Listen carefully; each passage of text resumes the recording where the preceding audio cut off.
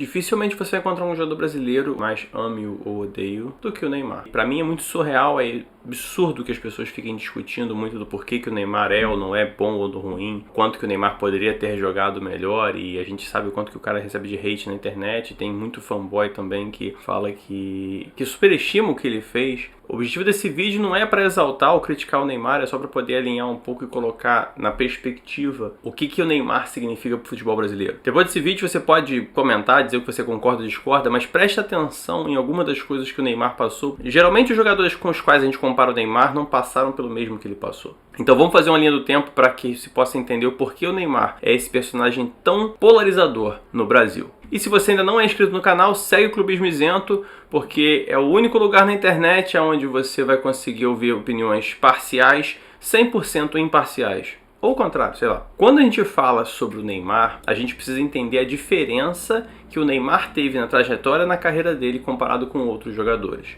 Então a primeira questão, a primeira coisa que a gente precisa lembrar da carreira do Neymar é que quando ele desponta com 17 anos no Santos em 2010, ele tem a chance de jogar uma Copa do Mundo. E o Dunga decide não levá-lo para a Copa do Mundo.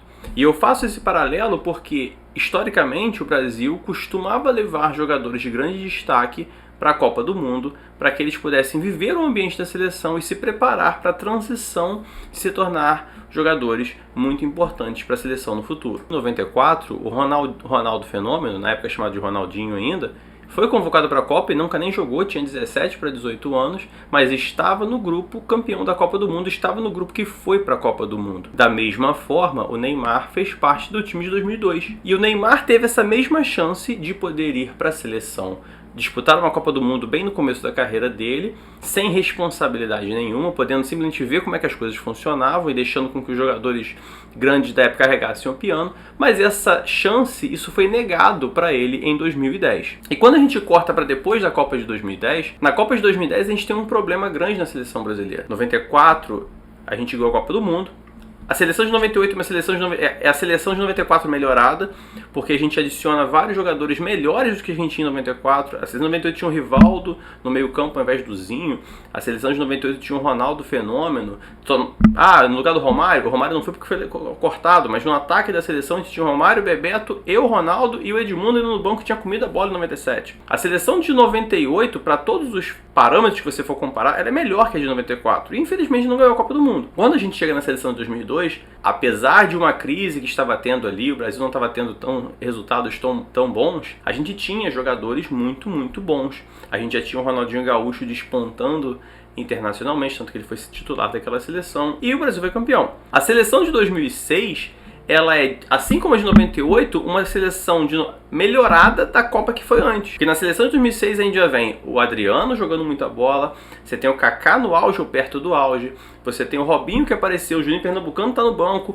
O time de 2006 não é à toa chamado de quadrado mágico e tudo aquilo. No papel, a seleção de 2006 ela era muito boa, com jogadores muito bons. Só que a derrota de 2006 e do jeito que a derrota aconteceu, fez com que a CBS chamasse o Dunga com uma única missão. Nós não queremos mais que jogadores joguem com nome, essa era a tese na época. Não quer mais que jogue com nome, a gente quer que faça um time que jogue o melhor que pode. O Ronaldo já estava no final da carreira dele, já não aguentava muito mais. O Ronaldinho também, depois de 2006, já entrou num declínio, nunca mais chegou a ser o jogador que ele foi no Barcelona. E o Dunga decidiu que ao invés de ser uma seleção convocando os melhores, ele faria um time que fosse 100% fechado com ele, que tivesse entrosamento para poder ganhar a Copa. A tese do Dunga não era ruim, mas o Dunga deixou de fora muito dos jogadores que tinham capacidade de liderar a seleção e levou jogadores que não necessariamente eram os melhores tecnicamente, mas que na cabeça dele eram mais comprometidos. Na minha cabeça, o Adriano joga mais bola que o Luiz Fabiano. Ponto. Mas naquele momento, para a seleção daquele ciclo da Copa de 2010, o Dunga julgou que o Luiz Fabiano era um jogador que ele podia confiar mais do que o Adriano, e é por isso que ele levou o Luiz Fabiano e não levou o Adriano. A seleção de 2010 tem um declínio técnico e estava se buscando jogadores que estivessem mais no seu auge físico, tático e de comprometimento. Só que a seleção de 2010 perde a Copa. E quando o Dunga sai, depois de ter perdido a Copa, isso é chamado Mano Menezes, a ordem que vem de cima, isso é o que se relata de 15 anos atrás, é de que era para ter uma renovação na seleção. E a renovação da seleção em 2010, ela é liderada com a convocação de um jogador que estava comendo a bola no Brasil, que é o Neymar. Só que quando o Neymar chega para ser convocado para a seleção para o próximo ciclo da Copa do Mundo, quais são os jogadores casca grossa que ele encontra na seleção para carregar o piano e deixar com que ele seja um coadjuvante durante um tempo? Não tem. O Adriano já tinha desistido, de certa forma, do futebol, já não estava nem perto do que podia ser. O Kaká já sofria com lesões. O Robinho ficou abaixo do que todo mundo esperava que ele seria. O Luiz Fabiano era um bom jogador, mas também não era nada fantástico. E todos esses jogadores também ficaram, de certa forma, meio queimados por causa do resultado ruim na África do Sul. Resumindo, o trabalho da seleção começa com alguém pegando a camisa 10 ou 11, não lembro exatamente, bota o Neymar e fala: Neymar, você vai ser o cara da seleção. O Neymar não teve a transição onde ele pôde ser na seleção coadjuvante de ninguém. E isso é algo que ninguém fala. Ninguém coloca isso em perspectiva, porque eu não sei o que é Neymar com 18, 20 anos, não sei quantos anos ele tinha na época. Falar: olha só, você é o cara da seleção. O Ronaldinho, o Ronaldo Fenômeno, pôde se escorar no Romário um tempo até entender como é que as coisas funcionavam. O Ronaldinho Gaúcho pôde se escorar no Rivaldo e no Ronaldo para poder entender como é que as coisas funcionavam. O Adriano pôde se escorar no Ronaldo. Não, Neymar, você não vai ter isso não. Agora você vai ter que se virar e carregar a bola toda sozinho. Então isso foi uma coisa que muda muito a forma que o Neymar joga na seleção. Não adianta querer discutir. O Neymar, desde o primeiro momento que ele começou a ser convocado para a seleção, ele já era o principal jogador da seleção brasileira. Porque a geração que veio antes dele, que deveria fazer a transição, teve a carreira mais curta. Não se manteve atuando em alto nível a ponto do Neymar, para dar tempo do Neymar chegar e fazer a transição e acostumar a ser coadjuvante durante 1, 2, 3, 4 anos para poder depois assumir o protagonismo da seleção. Aí o Neymar assume o protagonismo da seleção em 2011 e a gente tem um outro problema. Todos os jogadores da geração do Neymar ficaram abaixo do que a gente imaginava que eles poderiam atingir. Então o Neymar não somente ele chega na seleção sendo o cara, mas quem era para estar ali dividindo a responsabilidade com ele ficou muito abaixo do que esperava. O Felipe Coutinho, ótimo jogador, não chegou nem perto do que a gente achou que ele podia atingir. Oscar, ótimo jogador, não chegou perto do que a gente poderia imaginar que ele poderia. Lucas, que está hoje no São Paulo, jogando no Tottenham, também não chegou perto do que poderia. Alexandre Pato, que era um monstro, todo mundo achava que seria sensacional, parou de jogar futebol muito cedo, pelas lesões, não sei se também teve uma falta de interesse da parte dele. Mas da geração do Neymar, principalmente no meio pra frente, quem mais chegou perto de entregar aquilo que a gente esperava que entregasse foi o Neymar. O Ganso, que todo mundo achava que jogava no mesmo nível. O Ganso nunca apresentou, depois daquele ano mágico do Santos, nunca apresentou nem perto do que a gente achava que ele podia apresentar. Então o Neymar, vamos lá de novo. A gente tá falando que o Neymar chegou na seleção em 2011, não teve a galera casca grossa para dividir a responsabilidade com ele, deixar ele ser coadjuvante. E a galera que era para estar chegando junto com ele, dividindo a responsabilidade com ele, também não chegou junto. O Brasil era muito bom defensivamente, a gente teve o Thiago Silva, um monstro na zaga. Davi Luiz teve ótimas fases, jogou muita bola pela seleção. Marcelo, um ótimo lateral direito. Não estou nem discutindo, lateral esquerdo, desculpa. Eu não estou nem discutindo, de um modo geral, a seleção que o Neymar teve. Mas a verdade é que estava muito abaixo do que historicamente a gente na seleção tinha. Então o Neymar era um homem quase que sozinho na seleção, tendo que resolver tudo. E a gente corta para 2014. A primeira Copa que o Neymar vai jogar é a Copa do Mundo no Brasil. É a Copa do Mundo que todo mundo fazia questão de ganhar. Tem entrevista do Filipão falando que não, essa a gente vai ganhar porque toda a seleção que foi campeã do mundo já foi campeã do mundo em casa, só o Brasil não foi campeão em casa, a gente vai ganhar dessa vez. E Copa do Mundo você não vai lá e pega, ninguém te dá, você vai lá e tem que conquistar ela. E o Brasil, dentro das suas capacidades, foi avançando na Copa do Mundo. A gente tem que lembrar que o centroavante da seleção 2014 era o Fred. Nada contra o Fred, mas olha nos últimos 20 anos, olha nos 20 anos anteriores quem eram os centroavantes da seleção. E imagina se a gente teria um Fred na Copa do Mundo em qualquer das 3, 4 Copas antes da Copa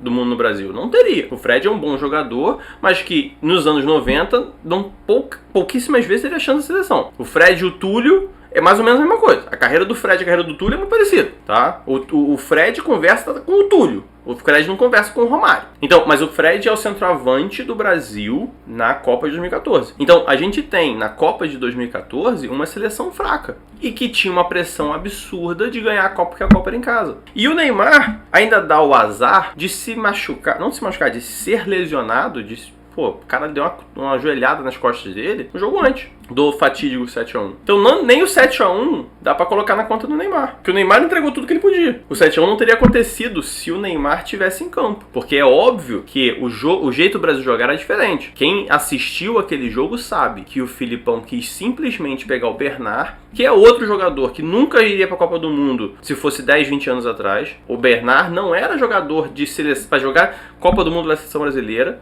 não tinha bola pra isso, mas em 2014 ele era um dos que estava bem e foi chamado. Entende? Eu tô falando que, tipo, na seleção 98 ninguém nunca pensaria em convocar o Bernard. O Nilmar não jogou Copa do Mundo. E o Nilmar, que jogou no Corinthians e no Inter, jogava muito mais bola que o Bernard. Só pra gente ficar por aí. Então, pra gente poder entender o declínio que a gente teve no nível dos jogadores de seleção. Porque o Brasil, na Copa de 2002, ou 98 que seja, a seleção que a gente faz dos jogadores que não foram pra Copa é melhor que a seleção de 2014. Alex, Djalminha, você consegue montar uma seleção absurda só de jogador que não foi pra Copa. Então o nosso nível, de certa forma, o nível no Brasil, ele diminuiu. E aí no fatídico 7x1, o Filipão coloca o Bernard pra jogar na posição do Neymar, faz o que o Neymar fazia. O Filipão colocou o zagueiro, não sei se ele inverteu a posição do Davi Luiz, mas não tinha o Thiago Silva suspenso, se não me engano estava suspenso. E a defesa do Brasil, aquela bagunça, o Davi Luiz está errado, o posicionamento do Davi Luiz está errado em todos os gols que o Brasil leva. Todos os gols que o Brasil leva, o Davi Luiz não está na posição que ele devia estar.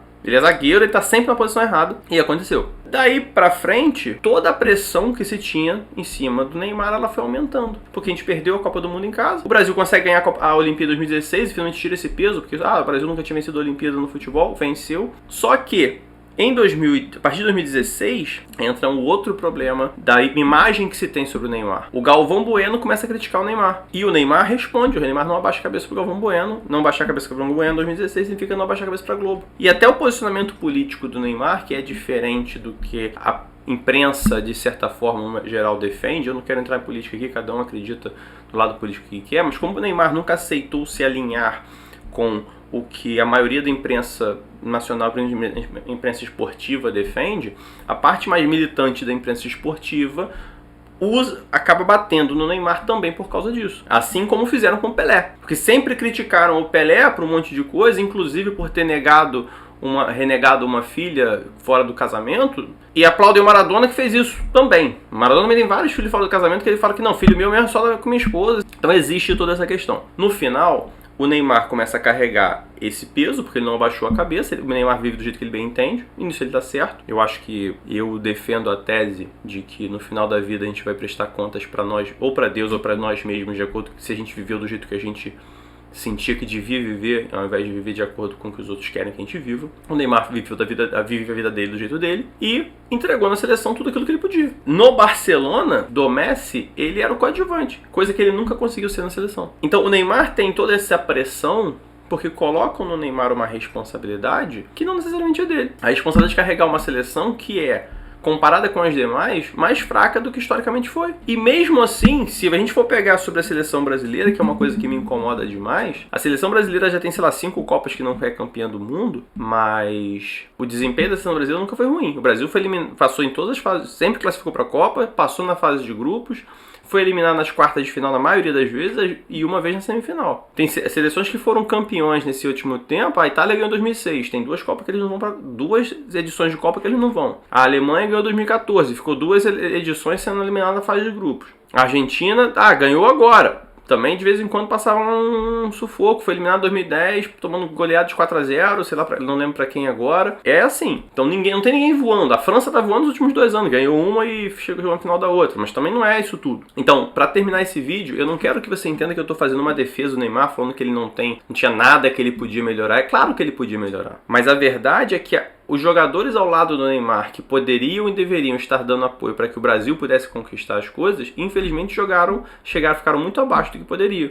E ainda existe um outro problema que muita gente não fala. O Neymar disputou, o auge do Neymar, a carreira do Neymar, uma parte dela foi na mesma época do Messi e do Cristiano Ronaldo. Só que o Messi e o Cristiano Ronaldo, eles desfrutaram de uma vantagem absurda, que é a melhora da medicina esportiva permitir que eles prolongassem a carreira deles. É óbvio que o Cristiano Ronaldo é super competitivo, comprometido com a carreira, não tem que discutir isso. O corpo do cara mostra isso. É óbvio que o Messi, além de muito talentoso, também é muito comprometido com a carreira dele. Eu não tô discutindo isso. Mas o Neymar, ele é 6 anos mais novo que o Messi, se eu não me engano, uns 7 ou 8 anos mais novo que o Cristiano Ronaldo. Deveria ser normal, pela história do futebol, que o ápice, o auge do Neymar coincidisse com o declínio do Messi e do Cristiano Ronaldo.